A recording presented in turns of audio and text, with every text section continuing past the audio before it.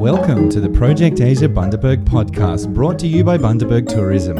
I'm Craig Shim from Alphacrane Intercultural Specialists.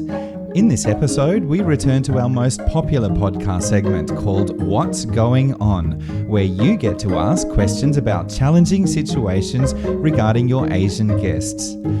Before we listen to today's question, if you have something you'd like answered on this podcast, please contact myself or the team at Bundaberg Tourism, as we're always looking for juicy topics to answer and share with our Bundaberg Tourism operators. After all, we don't know what we don't know, and that's what I'm here for, to help you better understand the mindset of the Asian visitor from a cultural perspective, so that your business can benefit from this growing market. So, today's question is by Brett Lakey from the Lady Musgrave Experience. Yeah, hi, I'm Brett from Lady Musgrave Experience, based out of Bundaberg, and we obviously conduct daily reef tours out to the Great Barrier Reef, out to Lady Musgrave Island.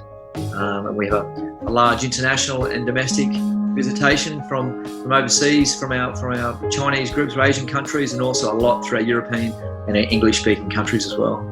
Craig, I've noticed that when the Chinese will get in, a lot will just get in the water. Some won't even snorkel. They just want to get in the water and get their photos taken. It's like a tick the bucket list. They've snorkeled on the Great Barrier Reef. You know, it's quite funny. Some will just happy to hang on to the life buoy with our guides. Won't even stick their heads in the water. But as long as they've got in the water and get photos, they're happy. What's going on? In response to Brett's question, there are two things that I'd like to mention today. The first one is the observation that you may have made, which is that Asian visitors tend to be obsessed with taking selfies and photos. The second thing that I'd like to mention is personal safety. But let's start off with the Asian trend for taking a lot of photos. As you've probably observed, Asian visitors tend to be very digitally savvy and very social media savvy. They will go to incredible lengths to capture the perfect photo so that they can share that on social media. This is culturally influenced. If you think about Australian millennials, they are also very keen on taking lots of photos, selfies, and sharing on social media. But if you compare that to your Asian visitors, they take that interest to a completely different level. The cultural explanation for this lies in one of the cultural dimensions that I use a lot, which is a spectrum that describes a group of cultures at one end of the spectrum as being collectivist or group orientated, and at the other end of the spectrum are cultures that tend to be individualistic, such as Australian cultures. Now, at that first end of the spectrum, the collectivist or group orientated cultures, such as Asian cultures, they will tend to take lots of photos for the purpose of, number one, sharing them with their family and their friends, and number two, they want to take those photos to represent the group achievement. In other words, if they've just gotten into the water and they can't necessarily swim themselves, they see this as an achievement, not so much for themselves as a personal achievement, but as an achievement on behalf of their group. So that's a slightly different motivator from our Australian guests, who also will tend to share with their family and friends, but it is really from that motivation of showing self-achievement. The other part of the observation that I mentioned earlier, which is about Asian visitors going to extreme lengths to capture the perfect image, it's important here to think about what is the perfect image.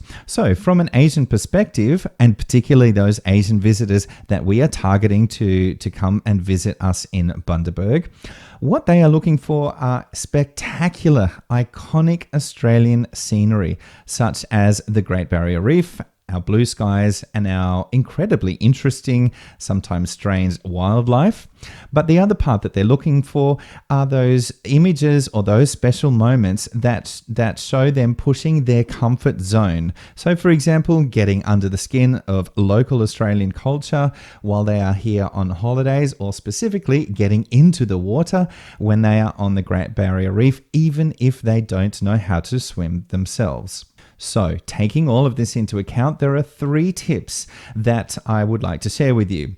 The first one is for you to offer recommendations or offer tips to your Asian guests on where are the best photo opportunities in your business. If you're a land-based business, you might say, look, the perfect angle to capture the sunset is if you stand here and you point over there. So offering tips or offering recommendations to help them take great photos is my first tip. The second tip is for you to place strategically placed product branding in those locations where your guests are likely to take photos. So for example, you might want to put in the name of your business, or probably more relevant to them, maybe the name of the location. So for example, Bundaberg, or it could be the Great Barrier Reef. And the third one is to have important messaging, which is easy for the photo taker to capture while they are at that position, because they can then refer to that later and they can add that into their description of their social media posts. So for example, if you believe that you are the best reef trip in the world, then write that down somewhere and have it in a location that is easily noticed by the photographer. It could even be a QR code, which then links back through to your website, Instagram, or Facebook page that has some very basic but important messaging that you think that an Asian visitor may want to share when they are posting those spectacular images of your business, or more to the point, of the photos that they can take where your business is located. That's the first bit that I wanted to talk about, obsession with taking photos. The second part that I wanted to refer to was about personal safety. What you may have observed is that it is common for Asian visitors not to be strong swimmers, and quite often many Asian visitors can't swim. This is purely because of the context where they're from. If they're from a big city and they're from a cold climate, well, that may be a reason why they have never needed to learn to swim. Whatever the case is, they may be unfamiliar with the safety considerations that may appear to be common sense to your other visitors, particularly your domestic visitors.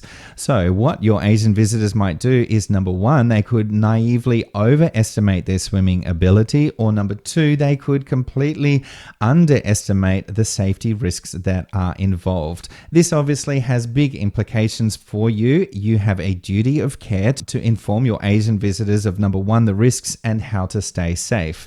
I'm sure for most of you this is common sense, but there are some problems that come along with this. Problem number one when you're dealing with your Asian visitor is if there are language barriers, they may not understand what you are telling them. So my tip here is to really emphasize those important safety points and to be quite direct in your language. In other words, avoid phrases like, it may be a good idea to do such and such, and instead be very direct with the comments like, it is important that you listen to this message. You must do whatever it is that you want them to do. So that's one of the problems in relation to explaining some safety tips to your guests. The other problem doesn't really have anything to do with language barriers, but it's more about the fact that they may or may not pay attention to your important rules. Now, this comes back to that cultural dimension before that I mentioned, and Asian visitors are generally speaking, from a collectivist or group-orientated background, and this means that they will tend to place a high value on taking care of others within their inner group. In other words, their family members and their close friends. Likewise, they are expecting that you, as the leader of the overall group, will take care of them. So what they are looking for is very explicit directions from you in terms of which of the many rules are important to them. So for example, if you have a rule that you need to really emphasize, such as do not swim more than 2 meters from the boat, then that is something that they really expect you to emphasize to them. If not, they will put that rule in the same category as, let's say, 50 other rules that they have just noticed when it comes to being on the water or being at your location, and they wouldn't necessarily pay attention to it. So that brings us to the end of this segment, What's Going On? I hope you found that useful no matter what type of tourism business you own. If you have a challenging question you'd like answered, simply make a short voice recording and send it to me on my mobile phone or send it as an email attachment. My number is 0481 387 625 and my email is craig@alphacrane.com.au.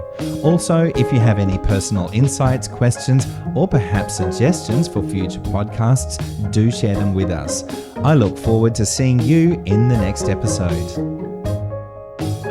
Project Asia is a 5-year program to develop Asian cultural capabilities of Bundaberg Tourism operators.